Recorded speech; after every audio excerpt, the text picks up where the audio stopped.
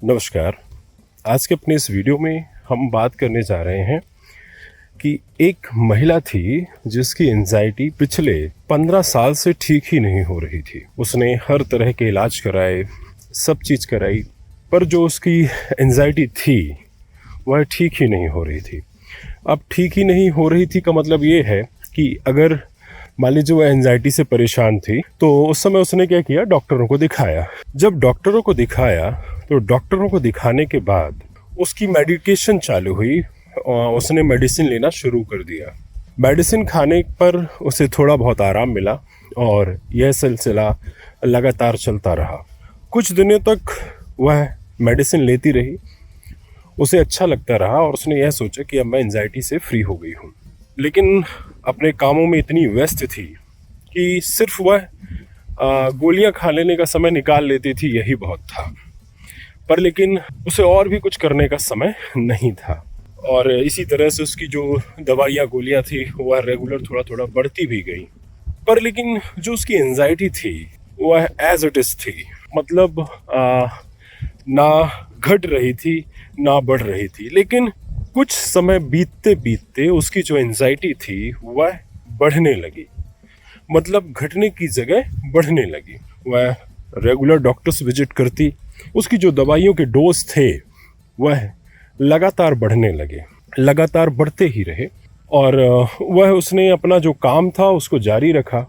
एक दिन कुछ ऐसा हुआ कि उसे कुछ फियरफुल फीलिंग्स आई और वह घबरा गई एकदम से।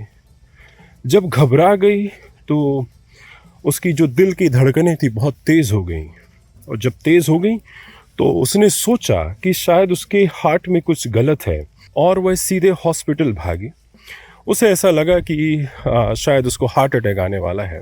फिर जब हॉस्पिटल गई, हॉस्पिटल में सारे चेक हुए, सब नॉर्मल आए और डॉक्टरों ने कहा ये आपकी एंजाइटी की वजह से है, आप अपना मेडिकेशन जारी रखिए और आप एक बार अपने जिससे भी आपका ट्रीटमेंट चल रहा है आप उससे एक बार ज़रूर संपर्क कर लें।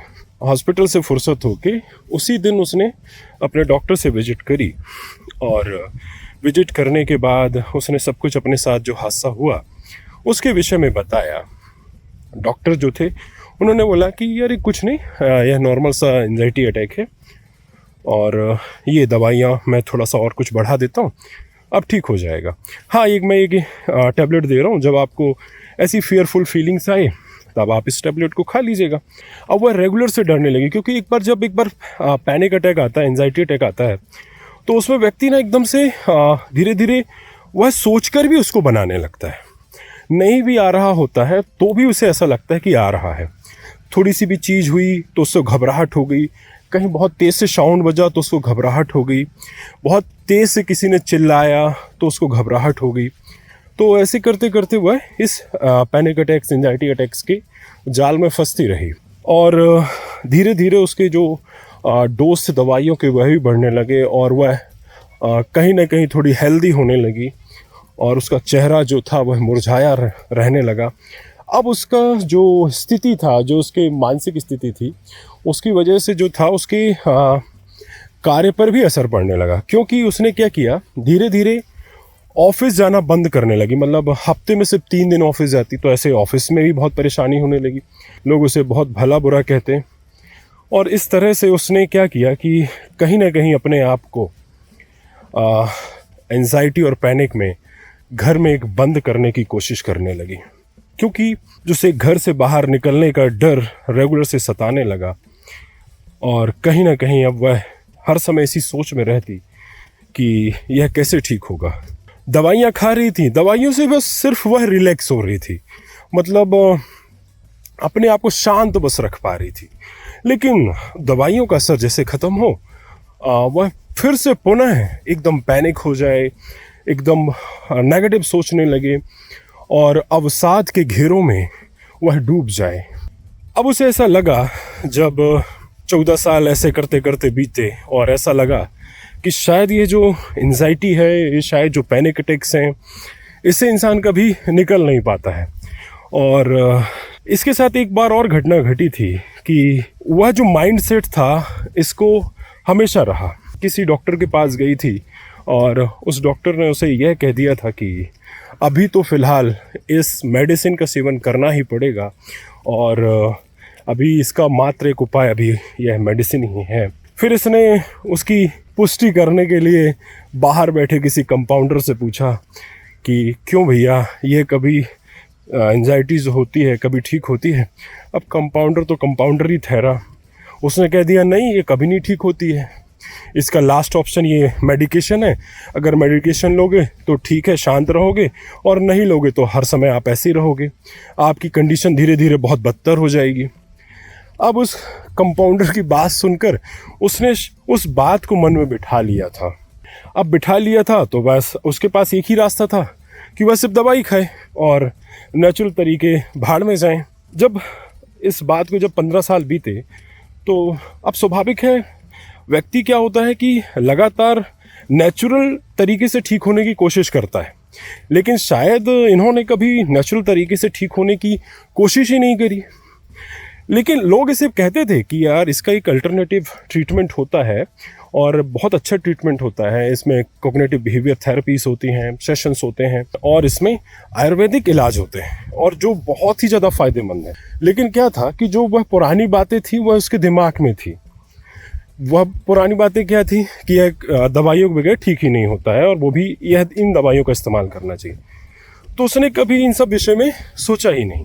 देर सवेर कहते हैं कि कहीं ना कहीं वह परेशान हो गई थी और भगवान से बहुत दुआएं करने लगी थी कि मुझे अब इन सब चीज़ों से निकालिए। और तो इसने क्या किया कि फर्स्ट टाइम किसी की बात जब उसको याद आई थी कि यह नेचुरल तरीके से भी ठीक हो सकता है, तो उसने सर्च किया। उसने सर्च करती रही, बहुत सारे वीडियोस मिले उसे और उसने फिर थोड़ा बहुत अपने आप में सुधार किया और पर लेकिन अभी भी ज़्यादा सुधार नहीं आया था।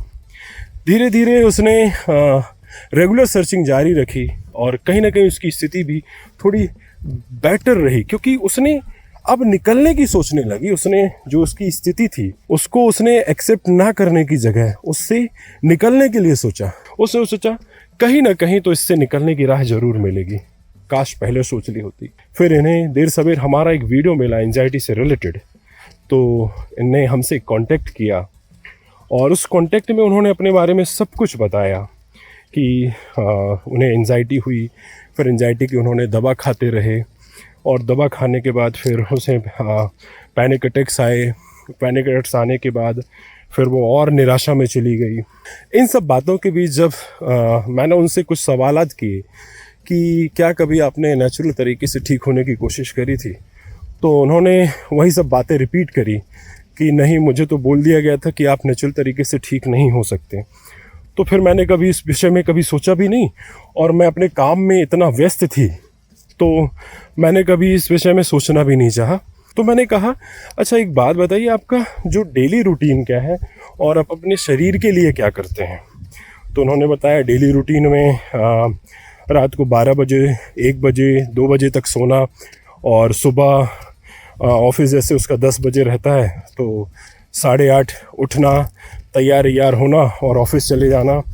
ऑफिस में गधों के जैसे काम करते रहना, ऑफिस से आना और मोबाइल पे बैठ जाना और मोबाइल पे मोटिवेशनल वीडियो देखना और अपने आप को किसी न किसी तरीके से इंजॉयमेंट कराने की कोशिश करना। तो मैंने उनसे कहा कि क्या कभी इन सब चीज़ों से फ़ायदा मिला है आपको?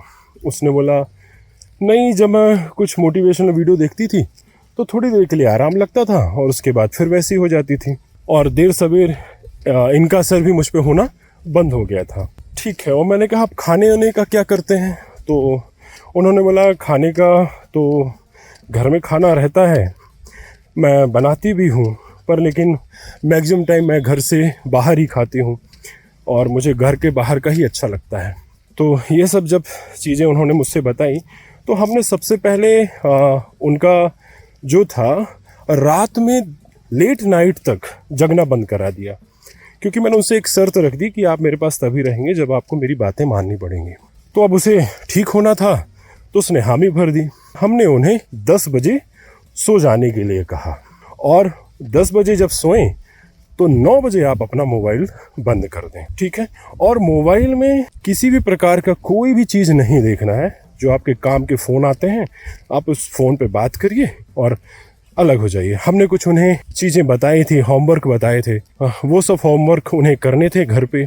और धीरे धीरे उन्होंने रात में जल्दी सोना शुरू किया और सुबह जल्दी उठना शुरू किया। और जो सुबह के हमने मेडिटेशन बताए थे, सुबह के जो होमवर्क बताए थे, उन्होंने उसे करना शुरू किया, अपने खान पान में सुधार किया। और साथ ही साथ उन्होंने योगाभ्यास और वॉकिंग शुरू करी और मेडिटेशन शुरू किया। यहाँ पर एक और चीज़ बोलना चाहूँगा। जब मैंने उनसे पूछा कि आप किसी प्रकार का नशा करते हैं, तो उन्होंने मना कर दिया, नहीं मैं किसी प्रकार से एडिक्टेड नहीं हूँ, बस मैं कॉफ़ी पीती हूँ, तो मेरा मूड अपसेट रहता है, मैं कॉफ़ी पीती हूँ। तो मैंने कितनी कॉफ़ी पीते हैं? बोले 8-10 कप कॉफ़ी पी लेती हूँ। तब मुझे समझ में आया और मैंने उससे लास्ट टाइम पूछा भी था कि आप अपना जो कॉफ़ी इनटेक है वह कितना करते हैं, मतलब आप अपना जो कॉफ़ी इनटेक है वह कब से ये 8-10 कप रख रहे हैं? बोले ये तो मुझे 18-20 साल हो गए। तब मुझे समझ में आया थोड़ा थोड़ा इसका लिंक। तो हमने वहाँ पर भी एक काम किया कि इसका जो कॉफ़ी था, कॉफ़ी में धीरे धीरे शुगर का इंटेक था उसे भी घटाना शुरू किया। और जो कॉफ़ी का कंजप्शन था वह 1 से 2 कप ही रहने दिया। जब ये सब हमने किया, with in 1 month she is feeling great. और उसे थोड़ा अच्छा लगने लगा, उसका थोड़ा डर कम हुआ। और इसके बाद हमने पहले उससे जो मेडिसिन ले रही थी हमने कोई छेड़छाड़ नहीं की उसमें। फिर हमने इसके बाद धीरे से उसकी आयुर्वेदिक कुछ मेडिसिन जो होती हैं उनको स्टार्टिंग के लिए बोला। और विद इन 6 मंथ मतलब उसे ऐसा फील हो रहा था जैसे उसे कभी एंजाइटी थी ही नहीं, उसे पैनिक अटैक कभी था ही नहीं।